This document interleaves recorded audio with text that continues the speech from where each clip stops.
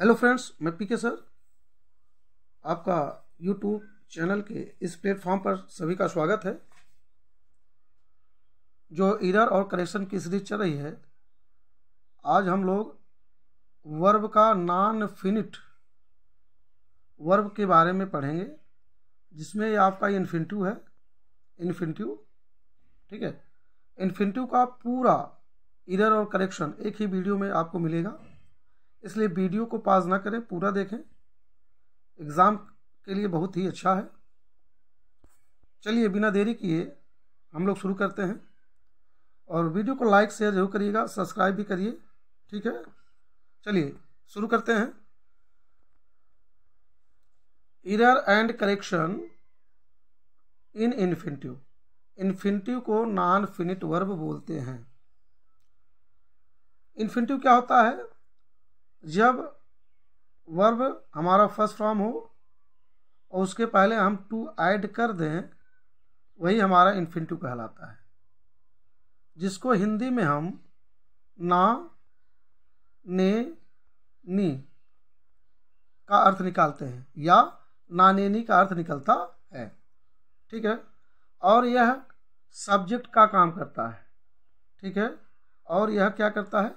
Subject का काम करता है। जैसे to walk is a good exercise, टहलना एक अच्छा व्यायाम है, ठीक है। तो इतनी बातें समझ में आ गई कि वर्ब के फर्स्ट फॉर्म के पहले टू लगाने से क्या बनता है? आपका इन्फिनिटिव बनता है। हिंदी अर्थ ना, ने, नी निकल कर आता है, और यह वाक्य में सब्जेक्ट का काम करता है, ठीक है। चलिए रूल देखते हैं, एग्ज़ाम में क्या क्या गलतियां दे सकता है और उसमें हम क्या सुधार कर सकते हैं। तो rule number first,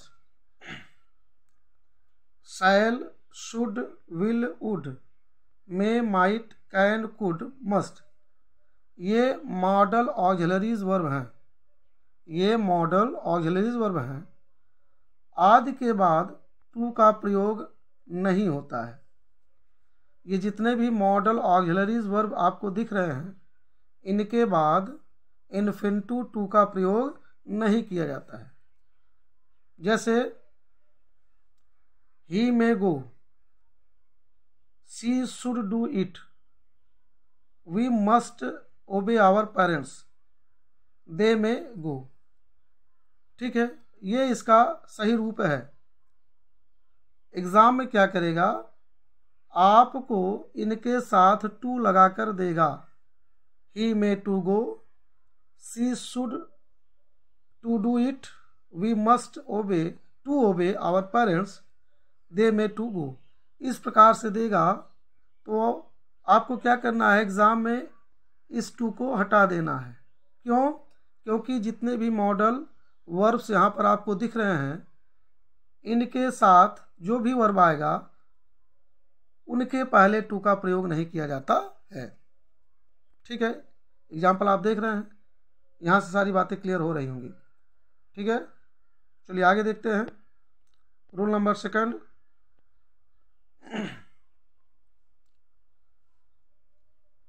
had better, had rather, would rather, rather than, sooner than, ये क्या है? फ्रेज है, जिसका अर्थ निकल कर आता है अच्छा होता।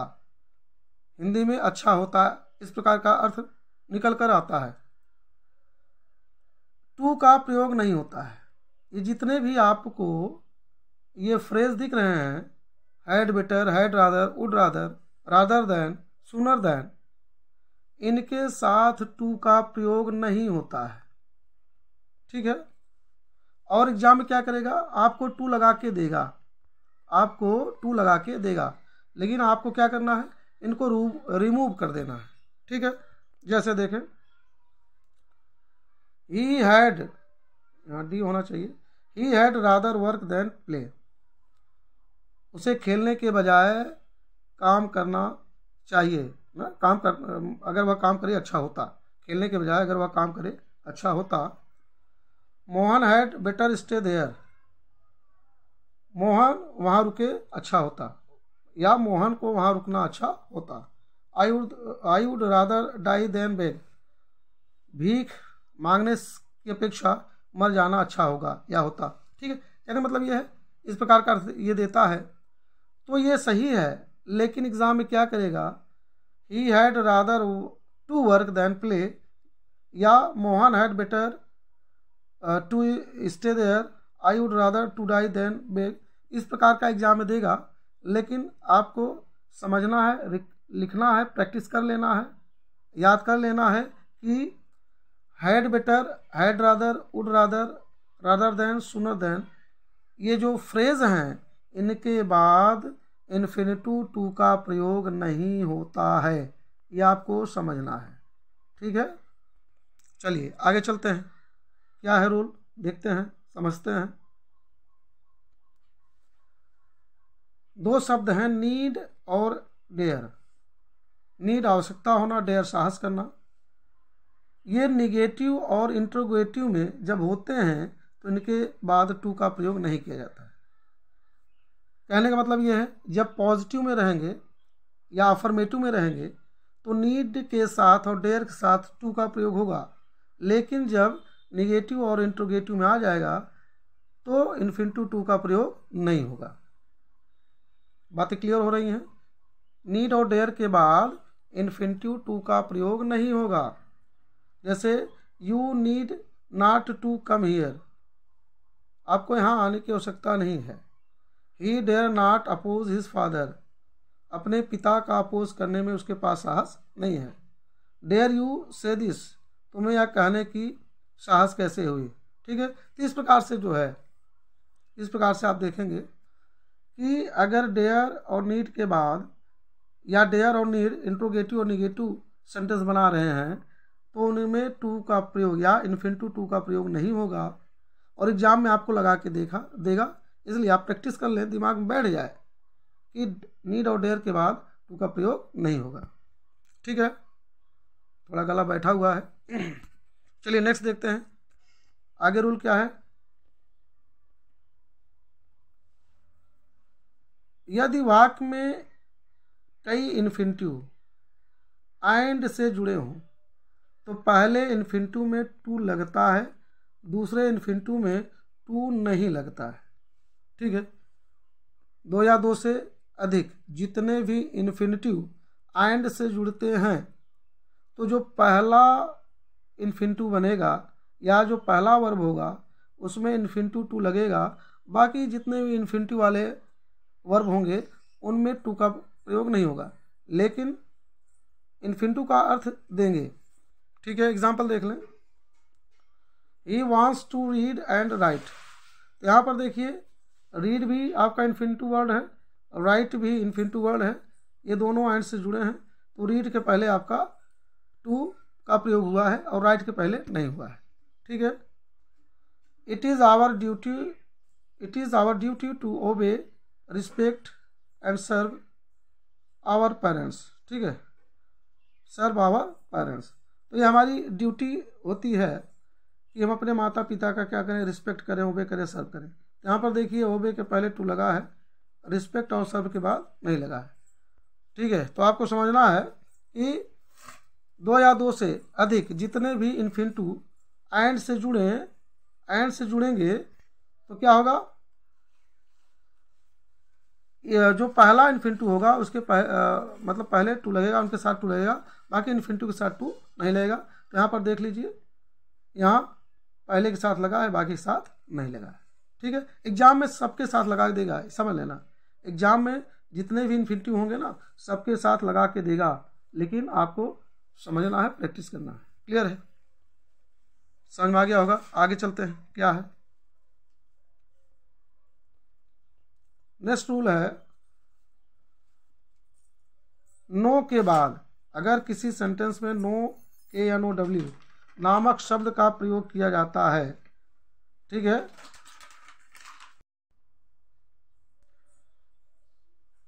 नो के बाद अगर हाउ आता है, कोई भी सेंटेंस हो, अगर नो के बाद हाउ आता है तो क्या करेंगे, यहाँ तुरंत हाउ के बाद क्या करेंगे, इन्फिनिटिव का प्रयोग करेंगे।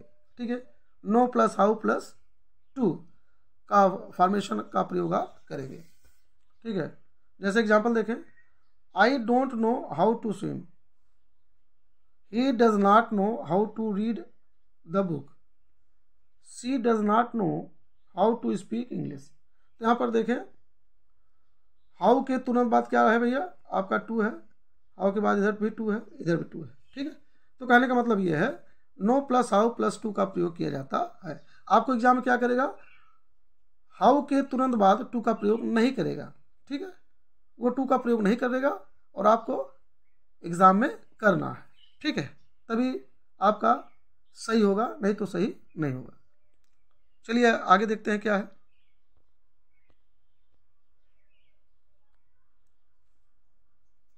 हाउ, वाट, वेयर, व्हेन, विच आदि इंट्रोगेटिव वर्ड्स हैं, ठीक है, ये सब क्या है, इंट्रोगेटिव वर्ड्स हैं। इनके बाद इन्फिनिटिव का प्रयोग किया जाता है, ठीक है। ये जितने भी इंट्रोगेटिव वर्ड्स हैं इनके बाद आप क्या करेंगे, इन्फिनिटिव का प्रयोग करेंगे। ये इंट्रोगेटिव वर्ड्स क्या करेंगे, आपको सेंटेंस में रिलेटिव प्रोनाउन का काम करेंगे, सेंटेंस में रिलेटिव प्रोनाउन का काम करेंगे, ठीक है। और इनके बाद अगर सेंटेंस वर्ब से शुरू होता है तो आप क्या करेंगे, इन्फिनिटिव टू का प्रयोग करेंगे। जैसे the peon knows when to open the gate, ठीक है, यहाँ पर देखिए व्हेन के बाद टू, फिर ओपन नामक वर्ब का प्रयोग किया गया है। I can not think what to do, ठीक है, all students know how to solve the question. तो यहाँ तीनों सेंटेंस में देख लीजिए कि जो भी इंट्रोगेटिव वर्ड व्हेन, व्हाट और हाउ आए हैं एज अ रिलेटिव प्रोनाउन के रूप में, तो वहाँ पर देखिए तुरंत वर्ब के पहले टू का प्रयोग किया गया है जो कि इन्फिनिटिव का निर्माण कर रहे हैं, ठीक है। इसी प्रकार से आपको एग्जाम में करने हैं। एग्जाम में आपको क्या करेगा, टू हटा के देगा, ठीक है, वहाँ पर देगा the peon knows when open the gate, या I can not think to do what do all students know how solve the question. इस प्रकार से आपको रॉन्ग करके देगा, लेकिन आपको समझ करके जाना है ताकि इस प्रकार से गलतियां आपसे ना हो। आगे देखें कैसा रूल है, क्या है।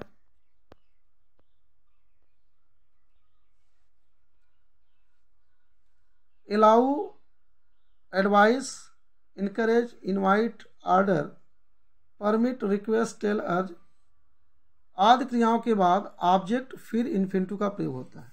तो ये allow, advice, encourage, invite, order, request, तो ये जो है आज्ञा, निवेदन, सुझाव, सलाह से संबंधित सारे शब्द हैं।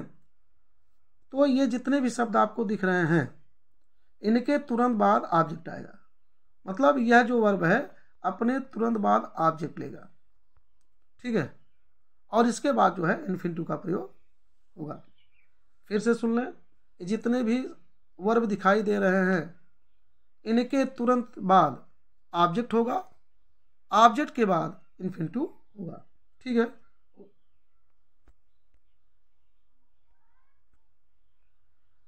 पहले आपका ये वर्ब आएगा, फिर ऑब्जेक्ट आएगा, फिर आपका यह इन्फिनिटिव आएगा। यही फॉर्मेशन चलेगा इन क्रियाओं के साथ। एग्जाम्पल देख लें, my father ordered me to read the book, ठीक है, my father ordered me to read the book, पुस्तक पढ़ने के लिए पिताजी बोले। यहाँ पर देखिए I advise him to take rest, ठीक है, him to take rest, he suggested me to walk left side on the road. यहाँ पर देख लें पहले ऑर्डर के बाद ऑब्जेक्ट आया है, फिर इन्फिनिटिव आया है, ठीक उसी प्रकार से हिम टू टेक आया है, फिर उसी प्रकार से मी टू वॉक आया है। तो इस प्रकार से इनका यही मतलब नियम है, यही रूल्स है कि पहले इन शब्द के बाद ऑब्जेक्ट आएगा फिर इन्फिनिटिव आएगा, ठीक है। तो लगभग सारे रूल्स आपको एक ही वीडियो मिल रहे हैं, देखिए समझिए, और बस इतना ही है वीडियो में, ठीक है। क्या बार बार आ रहा है, हाँ आप लोग क्या करें भाई, लाइक शेयर सब्सक्राइब जरूर करें, ठीक है। गला बैठा है फिर भी कुछ न कुछ आपको दिया जा रहा है, आपकी जिम्मेदारी होती है कि जो वीडियो देखें उसको लाइक करें, दोस्तों के साथ शेयर करें और चैनल को सब्सक्राइब भी करें ताकि जो भी नया वीडियो मैं भेजता रहूं, उसका नोटिफिकेशन, उसका लिंक आपके पास जाता रहे। ठीक है, पूरा रूल, सारे नियम आपका एक ही वीडियो में मिला है। पढ़िए, मेहनत करिए, दोस्तों को भी शेयर करें ताकि वो भी समझें।